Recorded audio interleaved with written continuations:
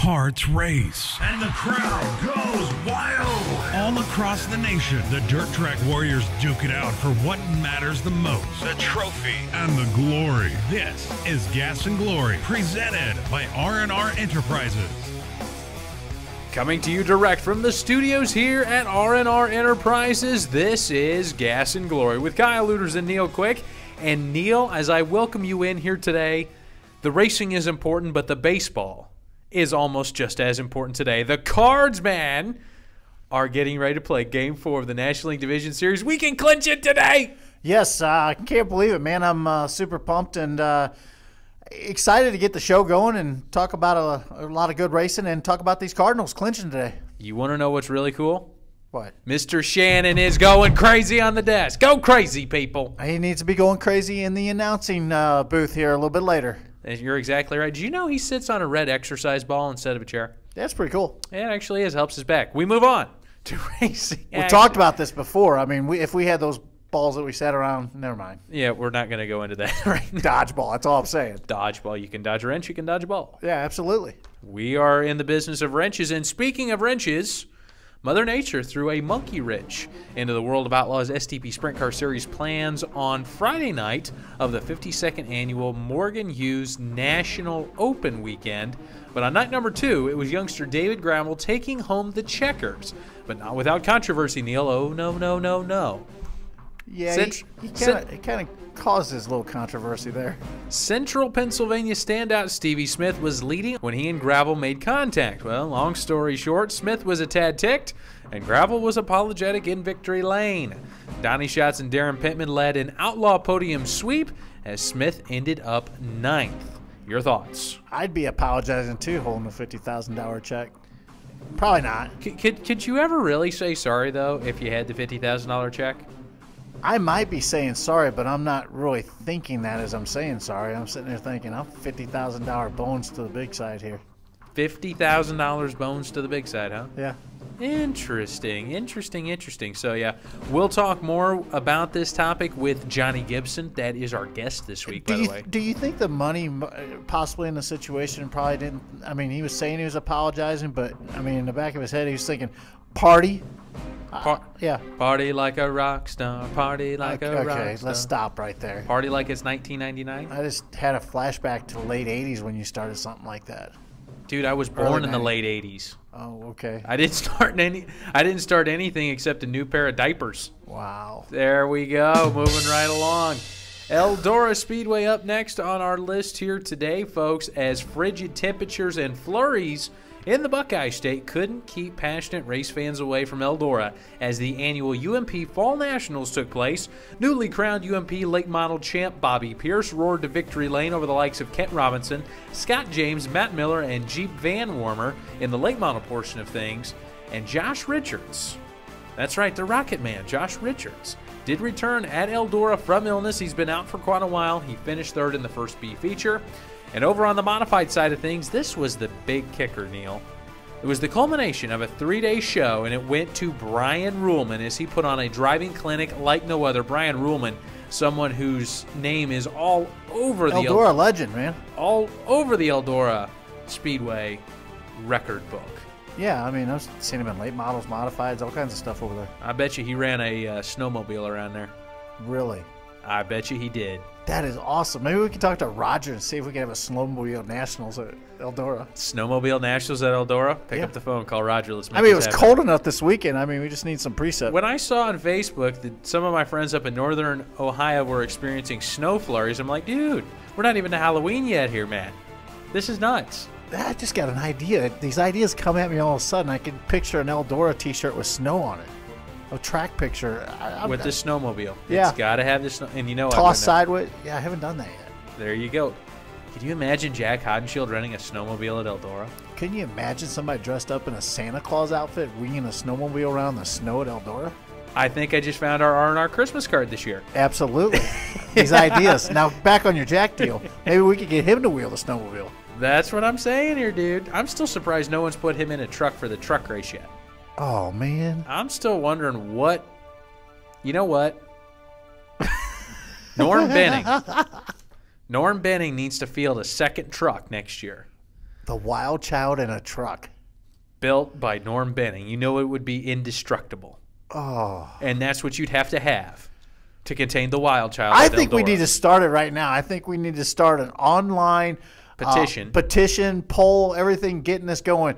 It starts today. Jack Hodenshield in a truck for the Camping World Truck Series event at Eldora next year. I'm on for it. You can follow us online, Facebook, Twitter. Subscribe to us on YouTube as well as iTunes. And oh, by the way, for the folks that have requested that we make this podcast available as a .mp3 download, we are working on that. I have my tech guy. My tech guy's working on that. Is that the same tech guy that worked on the show parts today?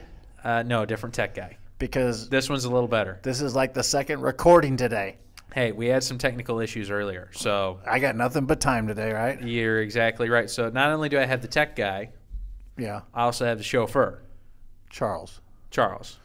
That's right. Is there a chance Charles is the same guy, chauffeur / technical guy? No, not at all. Charles isn't that smart. All right. Charles is actually pretty cool, though. According to urban legend, Charles actually was giving Carl Kinzer chassis setup notes when Charles was 5. Really? That's how cool Charles is. I got to beat Charles, man. This guy. Charles is awesome, but, man, we got way off topic. If he's a chauffeur driver, I want to take him on. Let's wheel for wheel. I mean, you want to have the battle of the limos? I'll take him on. Okay, we got to get back on track here. Okay, I'm sorry. Yeah. Let's go, folks. On the modified side of things, back at Eldora, it was the culmination. Modified. It was the culmination of the 3-day event. Brian Ruhlman was the winner. Seriously, watch the highlights on Eldora's website. They're breathtaking. It's awesome racing. Some Team R&R standouts in this one. Kenny Wallish finished 4th in the big dance. He won a prelim night. Matt Mavert was 3rd. Devin Gilpin is your overall UMP modified champion for the year. Tip of the cap to that young man. Over 30 wins once again. He's just been dominant the past, 2 or 3 years. That was a mediocre year for him. Oh, yeah. Listen to this. What was it, 36 wins in 2012? Yeah. 36 wins in 2012. He didn't quite get there yet this year, but there's still some races to go. Yeah, he's just a little bit off pace. Just a little bit, Congratulations to him and the team, though. I mean, that's pretty impressive to put up the wins they put up the last 3 seasons. You ain't a kidding, brother. Especially in modified racing. Very competitive, man. Very competitive these days. Speaking of very competitive, we move on to the NHRA Mellow Yellow Drag Racing Series. I'm sorry, that's just so much fun to say that way. Yeah, but Mellow Yellow, it's supposed to be calm and soothing. And you go to an NHRA drag race, it's anything besides that. Yep. I like the Full Throttle idea before. Full Throttle was good. It fit really nice. Full Throttle NHRA. Now you got the Mellow Yellow NHRA. Hey, Nationals. Go on yellow. Yeah, whatever. I don't like this. It doesn't fit. The cool temperatures led to fast times up in Reading, Pennsylvania for the NHRA Nationals. Like under 4 seconds fast. Like, Neil, quicker than we can scarf down a taco. Really? It's like that fast. They're You're always bringing the tacos into play. We're going to do that taco bet more so coming up here in the future. But in the end, it was Don Schumacher Racing sweeping Top Fuel Dragster and Funny Car divisions as the Sarge. Tony Schumacher won in Top Fuel, and the Hulk, Matt Hagan, took the Funny Car. You got the Sarge and the Hulk. That's a pretty formidable duo right there. The Sarge and the Hulk. That's G.I. Joe meets the Hulk. Yeah. That's tough. I'm talking about, again, one of these ideas. We had snowmobiles and Santa Claus wheeling at Eldora, and now I got superheroes for drag racing T-shirts in mind. Can you imagine, like, if Matt Hagan had a big green car? Okay. Mark it. Yeah. Mark it. Also up there, taking home the Wallies in Pro Stock, it was Roger Brogdon. And in Pro Stock Motorcycle, Eddie Krawick. He won again. Very cool. Congratulations to all those folks up at the NHRA Nationals event. Those things are impressive. Pro Stock motorcycles. Oh, those babies are fast. Yeah, absolutely. It's scary. Moving right along. So, Neil, listen to this one. You just scared me with that. So Rico Abreu had quite the weekend here. Listen to this. He originally came out for the Gold Crown race over at Tri-City Speedway in Illinois. They canceled it. It got too cold. It was too wet. They're done. So he decided to jump in his wing car that they keep out here and head over to Atomic Speedway. Now, he didn't get in the wing car or drive the wing car to Atomic, but he got in the truck. So let me just say that before we, It looked like he was winging the hauler around all weekend more than anything. Because that race at Atomic got canceled as well, too. So they go to Plymouth Speedway, where they pick up win number 21. And, Neil, the only thing I can think of is Rico had to win to cover the diesel fuel bill for the weekend. I definitely could see that. He was bouncing from place to place. Definitely hardcore. Glad to see him getting the win number 21, but I'm sure he was exhausted after driving around to get there. You ain't kidding, brother. You ain't kidding. And Kansas Speedway on the NASCAR side of things chewed up tires, and Joey Logano took the win. But our good buddy Kyle Larson continues to impress as he was second to Logano. And since narrowly missing the chase 4 races ago, Kyle Larson has finished second, sixth, second, and third. Neil, that's darn impressive. And that's about all we can say. That looks like my iRacing finishes, Kyle. You want to know what the difference between them finishes look like my iRacing finishes minus you being out there. When you're out there, usually it's a double digit. Hey, can we just say one thing here? Yeah. Kyle Larson's actually running a NASCAR. You're sitting in your basement with it's a high-tech chair. No. With a camping chair. It's a comfortable lawn chair, and it works. You're sitting in your basement with a lawn chair and a pair of headphones on your head. Well, I have this impressive computer, 3-monitor setup, and I have this real high-dollar chair I use, which is about a $15 lawn chair. Oh, so you bought it at peak of the season, because right now at Walmart they're $7 if you want to upgrade. Oh, really? 15's high then. Yeah, 15's a little high, bud. They're about half off right now. I might need to get a couple backups. There you go. Well, coming up here. You're just hating because I'm faster than you. We'll be having the Kyle Luter Street Stock Invitational Race. It's coming up here pretty soon. More details on that later on. We're going to remind you, you can find us on Facebook, find us on Twitter, at Gas and Glory. We're also on YouTube. Please subscribe to us there. Also in the iTunes Store, subscribe there if you want to as well, too. And that's a recap of how all the Team R&R drivers did this past week, and congratulations to each and every member of the team. And coming up right now, Neil, this is something really cool, because I got the chance to sit down with the voice of the World of Outlaws STP Sprint Car Series, Johnny Gibson, to ask him what exactly happened between David Gravel and Stevie Smith at Williams Grove, what Donny Schatz' 24-win season means in the history of the sport, and a few other things.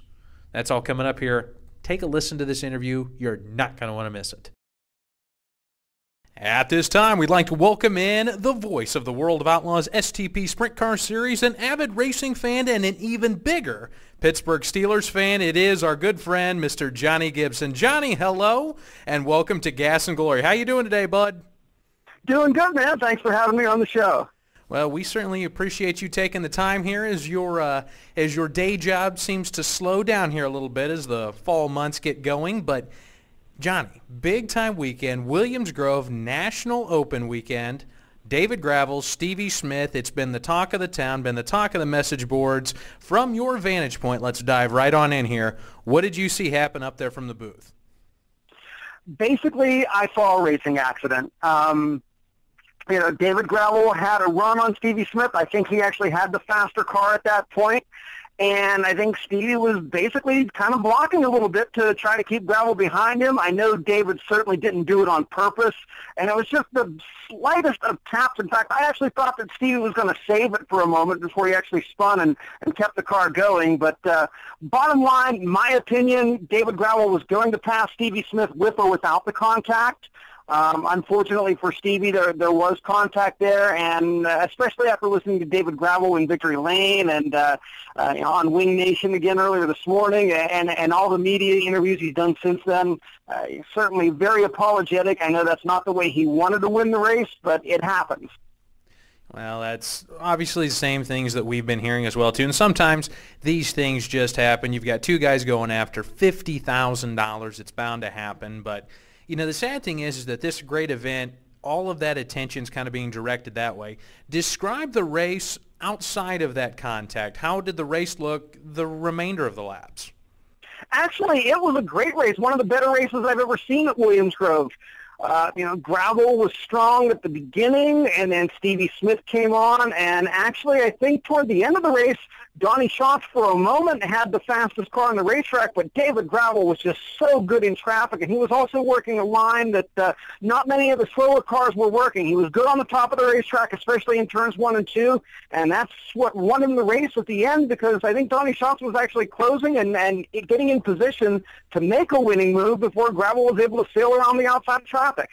Yeah, certainly sounds great, and many of us got the chance to watch on Dirt Vision. I would definitely agree with what you said, and having seen many races at the Grove.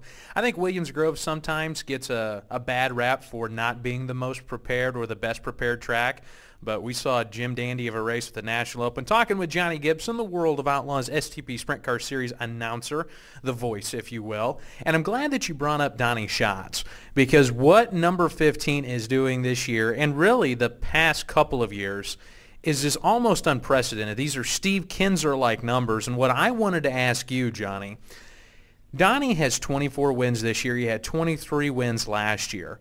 Where does this season, and maybe even what he did into last season, where for you does that stack up in the history books for the World of Outlaws Sprint Car Series? I think it's right up there with Steve Kinser's 50-plus win back in 1987, and the reason I'm saying that is this. Certainly no disrespect at all meant to Steve Kinser. Steve Kinser, the greatest sprint car driver in history, hands down, and I will continue to say that. I do believe it is more difficult to win World of Outlaws races in 2014 than it was in the mid-'80s and even early 1990s. The reason I say that is that the cars are so much more equal now. Back then, drivers could have a big mechanical advantage, especially with a genius like Carl Kinser turning the wrenches. But today, almost everything is store-bought. Everybody has basically the same thing that everybody else does, just in little different variations.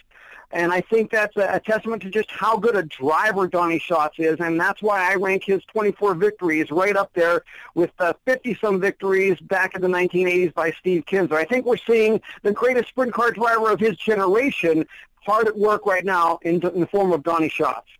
Excellent, excellent assessment, and you certainly can't take away what he's done at the Knoxville Nationals, as well as several other events, and appears to be well on his way to yet another World of Outlaws title.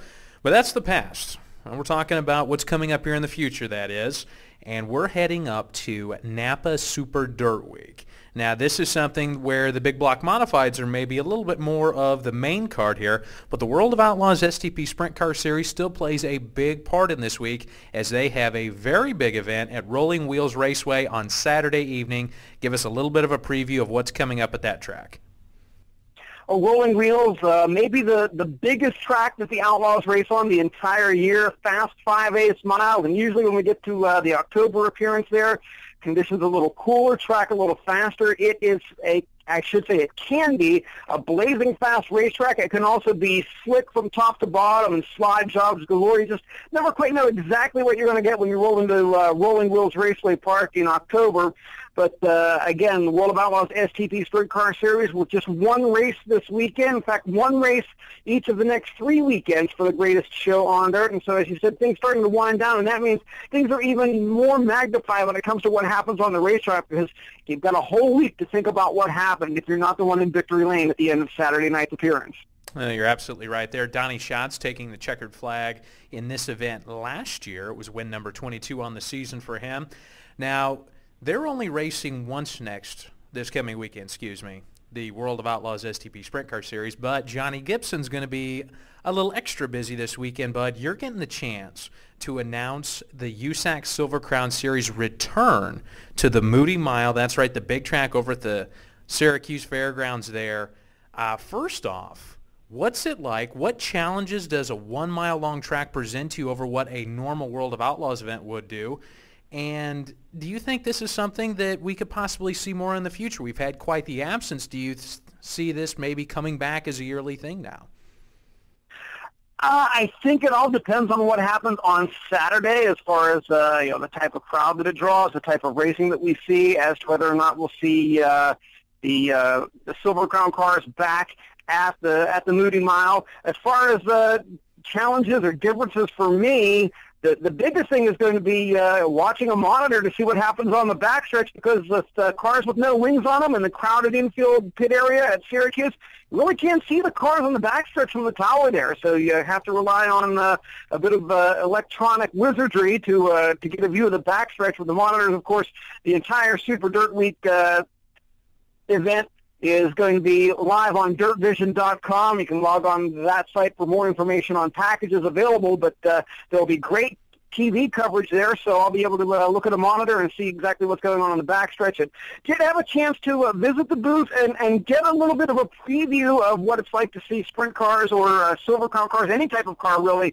on the mile. Just a few years ago, we had the exhibition for the sprint cars at Syracuse, and that's the first time I've ever been in the booth on the Moody Mile. So hangs from the roof of the State Fairgrounds there. It's not quite as precarious as the one that hangs from the roof at Spencer, Iowa, but it's still an interesting journey up to the booth at Syracuse, and looking forward to being part of Super Dirt Week there for the first time ever with actual race calling, and my first time ever to call the Silver Crown Series, which harkens back to the days of the AAA Championship Trail, and then when USAC finally took over, the Silver Crown cars were basically the same cars that ran at Indy in May, and it's just evolved to what is the present-day Silver Crown Series.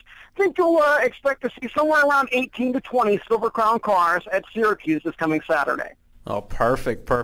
They got the right man for the job. That's absolutely right there, and a great. And actually, before we go any further, I do want to take this opportunity to thank Dick Jordan, the PR director there at the United States Auto Club, for all of the help that he's given me in preparation for the Silver Crown Series.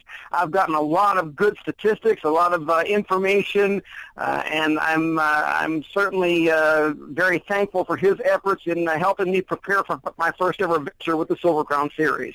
Well, you bring up a very good point, and you obviously one of the most prepared announcers you're going to find in any sport, any venue, anywhere.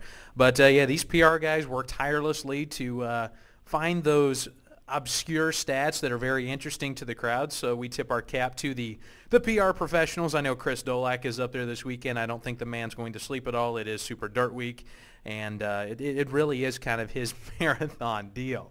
We're sitting here talking with Johnny Gibson, the voice of the World of Outlaws STP Sprint Car Series. And when we say the voice, Johnny, you really are synonymous with this series, and you've been a part of it. Really the exponential growth of it. You came along in the mid-'90s, started selling programs, then you got into the booth, and you've had quite the consecutive streak. Can you explain that to the folks listening, just how awesome it is you haven't missed a day of work in a long time? Yeah, the last time I missed a World of Outlaws race, it was actually this weekend. It was the weekend of Super Dirt Week. It was the Outlaws appearance at Syracuse and Rolling Wheels back in 1995. I haven't missed a World of Outlaws race since then, and so with the running of the National Open on Saturday night and Friday's event getting rained out, it's now straight up 1,600 straight World of Outlaws races that I've been to. Not that I've actually announced. Yeah. And there's a little bit of a difference there. I didn't start announcing until 1997, so the very end of the 95 season and all of 96 were as a program seller. So there's 100 or so races in there. And again, even in my first couple of years as the series announcer, I didn't necessarily call the race every place we went to. It took a little bit of time to get myself established as a series announcer. Some places we went, I would basically just do the commercials for the series sponsors, and then let the local announcer do his job. But again, it's been 1,600 straight World of Outlaws races that I've worked, not necessarily as an announcer, but as a World of Outlaws employee. That's a heck of a deal, man. I can't even think of the I've got a few sick days I'm trying to burn up this year here at my job. I can't believe going 1,600. That's very impressive. We tip our caps to you on that one, but. Man, just great stuff here today with Johnny Gibson, the voice of the World of Outlaws. Now, before you get on out of here, brother, we've got a segment here where we get the opportunity to get to know a little more about you. It's a rapid-fire deal, and we call it Squealing the Tires. So what we're going to do is we're going to just ask you some real simple questions. You get to pick between one or two things. Bada bing, bada boom, we're done. Are you ready to go? Sure, let's do it. Okay, I can tell you have a very tepid grin here. So here we go. Burger or pizza? Pizza. Coffee or cappuccino? cappuccino. I knew that one would trip you up a little bit because you're a coffee and cappuccino guy. Corvette or Viper? Viper. Aisle or window seat on the plane? Window. And finally, Browns or the Steelers this weekend? Steelers, baby, all the way. That's Squealing the Tires with Johnny Gibson. We want to thank Johnny Gibson for joining us here today on Gas and Glory. Johnny, thank you very much. Keep it up, man. We want to see you get all the way to 2,000 nights, and we certainly hope to have you back on the show. Kyle, thanks again for having me on. It's been a pleasure, man. And that was the voice of the World of Outlaws STP Sprint Car Series, Mr. Johnny Gibson. And Neil, always a pillar of knowledge, great insight, and pretty funny guy, that Mr. Johnny Gibson. Yeah, he's seen a lot, and definitely a great ambassador to the sport. Great person to talk to, and always keeping the excitement there for the fans. I would even go so far as to say he is a national treasure. Here we go. I can't see how Johnny Gibson's a national treasure, but in your eyes, he could be, okay? He's a national treasure. That's a survey for the fans. Throw that one up there. We appreciate Johnny stopping by and getting to have a bit of fun with him. But we start to look forward to this coming weekend. And as we talked in the interview with Johnny, the Outlaws are heading for the Empire State of New York in Super Dirt Week. Rolling Wheels Raceway will be rocking. And, yeah, looking forward to that. Last year's winner was Donny Schatz. Picked up win number 22. It's a 5/8 of a mile oval. It's huge. I think that is the biggest track that they go to. Yeah, Rolling Wheels is a cool place, but I'd rather see the sprint cars at Syracuse. No. Yes. No. Come on. No. No. Why would you not see them? I think the cars are too fast now. It'd still be cool. Yeah. Oh, yeah. It'd still be cool, but there's no banking in the turns over there at the Moody Mile at the New York State Fairgrounds. I'd still like to see World Outlaws on a mile. Well, get them over here at DeCoin. I would pay to see that. I mean, you'd have to agree. That would be cool to see. I mean, they're going to be fast. I mean, there's definitely going to be a separation of who wants to go that fast and who doesn't. I would agree with that.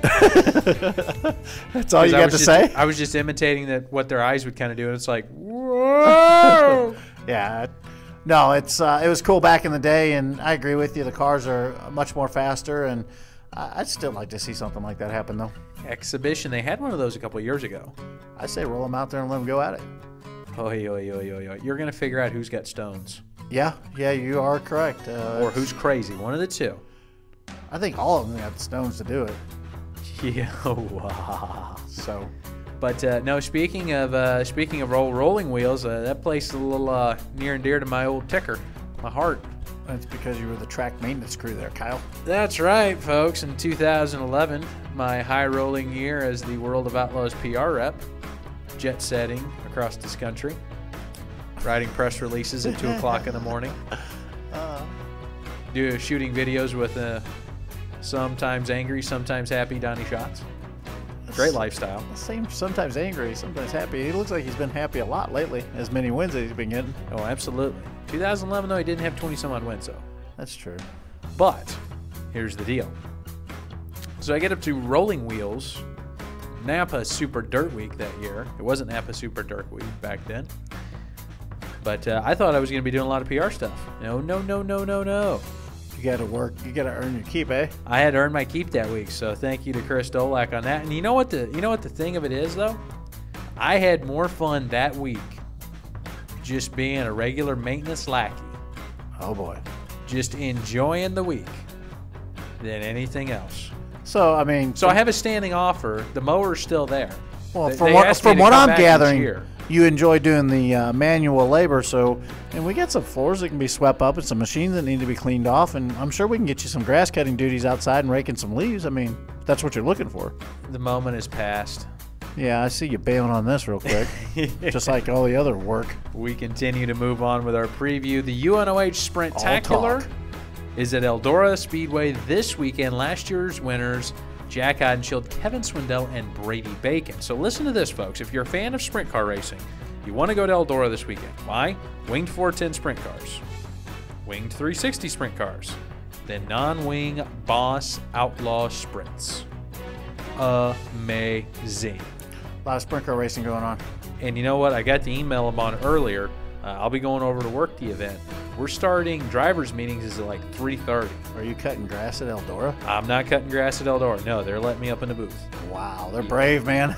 Hey, you know, the Sprintacular is actually cool. This is my second year of doing it. Yeah. And I know you have a lot of fun. You've done it in the past over there. It's a lot of fun. Now, actually, my first announcing gig at Eldora, this was great. It was in 2012 when they ran an event called the Blue Collar Bash. And Neil, this was your kind of event. Really? We had 16 classes. 16 classes? That sounds like a freaking weekend drag race deal going down. But here was the thing. We put every jalopy you could find on this. It's tied into me? I think this sounds like more like a Kyle Luter showdown. We had 4-cylinder Hornets. Oh, my God. At Eldora? Yeah. What did they top out at over there? 65, half 70? the speed of smell. I kid you not, we started 4 in the feature because 2 of them, blew tires and they didn't have spares out of the heat races. Wow. We had heat races. No, my God. Oh, no. What happened to that one? It was way too cold. There was like 5 people in the stand, so if I screwed up, it wasn't that big of a deal. And it was more of a race for the racers that don't normally get to compete at Eldora to come and compete at Eldora. Yeah. That's really what it was for, and it served its purpose very well. But I remember I volunteered. I was living in Ohio at the time. I volunteered my services for free. Yep. To go over and do it. And that has led to a very nice association with Roger and everybody over at Eldora. I have a lot of fun. Usually go over there in the spring. Had to miss the Kings Royal this year. Hoping to be back next year. But and then I get to go do this in the fall. So it's a lot of fun. And if you're a sprint car fan, I guarantee you're going to want to be there. All the big Ohio and Indiana sprint car drivers you can think of, they're going to be there. You got to come on out. You got to come on out. Should be a great event. Absolutely. Kind of round out the year with. Mm-hmm. Preview continues on as NASCAR is headed to Charlotte as we continue on the race, the only night race in the chase, which is kind of cool. Night race? Night race. Okay. Yeah, I mean, again, I mean, we're the exciting thing about Charlotte this weekend is to see our buddy Kyle Larson possibly put it in victory lane. I mean, it's been so close the last couple of weeks, so pretty exciting to see that. And as the chase continues, I mean, I haven't got my map in front of me to tell me who's advancing and who's not this week. But your My Chase grid? Yeah. Is that what they're calling it? I have no idea. The My Chase grid. You tell me. Mr. Shannon, do you think this is a bad idea? He's shaking his head yes. Okay. He says he's lost too. Mr. Shannon, well, that doesn't take much. And finally, folks, we alluded to it earlier. It is Super Dirt Week, and everything happening around Syracuse is awesome, from the modified races to the Outlaws being at Rolling Wheels. Neil, the Silver Crown cars return to the Moody Mile. That's right, the Silver Crown cars going to the big track for the first time. We're getting close. Put wings on them. Since 2003. Yep. They're a little bit smaller on their cubic inches, too, by the way. Yeah, 360s. This year it will be called the Salt City 78. They're going to run 78 laps around there. And then on Sunday, it's the Syracuse 200 for the big How do you get 78 laps? Modifieds. How's that? I tried to find the answer to that. I couldn't figure it out. Wow. I have to call you so I can find out what that's all about. Yes, we absolutely will. So, folks, that's the preview of what's coming up here this week. And now it is time for one of our favorite segments here on the show, Did You See That? Each and every week, Neil and I go through the vast world of motorsports and try to find something unique and interesting that has that wow factor, a little bit of zest, a pump, a pizzazz. You get the picture here. And, Neil, my pick this week, you gave me a little nonsense about this earlier for being a Stevie Smith fan, which I am. And when you are in this industry, you are pretty much friends with everybody. You work with a ton of different people. There are certain people that you're closer to than others. But this is why this is my pick. It has nothing to do with Stevie being one of my favorite drivers. But take a look at this car. That right front right there, my friend, is kicked up and pitched way high. That car is driving off the left rear, and it is a thing of beauty, man. No, it was. It was impressive to watch, and I did get to see that in the highlight video there where Stevie tracked him down coming from 6th and putting a heck of a run on up there at the National Open. But we've talked about this a little bit in the last couple of days. We've seen everybody at Williams Grove carry that right front tire down the straightaways and that left rear planting and digging and getting, if you know what I mean. And it was impressive because it looked like he was carrying this thing 8-10 inches down the straightaway up in the air. It was really cool to see. I'm betting you're right, 8 to 10 inches. I'd almost even go up to a full foot. That thing was hiked up. It was cool. It was watching him three-wheel down the straightaway, and it was going forward. He was hooked up, that's for sure. So, Neil Quick, that is the question. Did you see that? Yes, I did see that. All right, now it's your turn. My question is, did you see anything related to two-wheel action over the weekend? No, I put my bicycle and training wheels away, so what do you got? Well, I'm going back to the I know the week before I was stuck on the Motocross of Nations.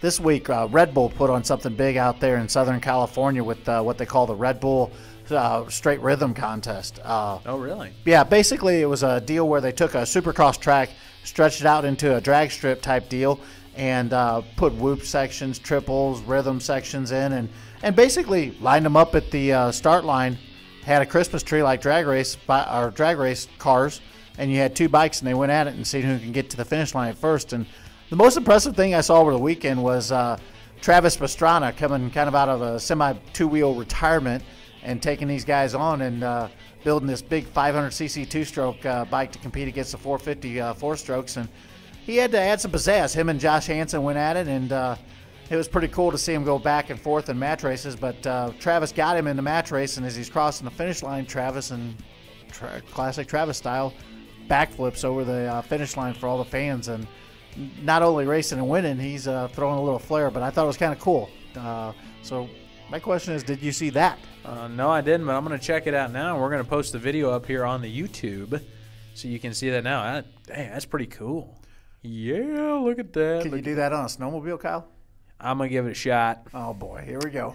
Now, before we get on out of here today, speaking of something cool, we have a new in-gear shirt out, Neil, that I have fallen in love with. It should be labeled the Kyle Luter Special. It is. It's called Checkers or Wreckers. Folks, head on over to, we're going to throw it up on the screen right now. Head on over to r-rracewear.com. Pick up this shirt for only $10. This artwork is gorgeous. The detail on this, when you get it in your hands and you see just all the little intricacies and the ins and outs of this, amazing. The best part that we mentioned, it's only $10. That's right.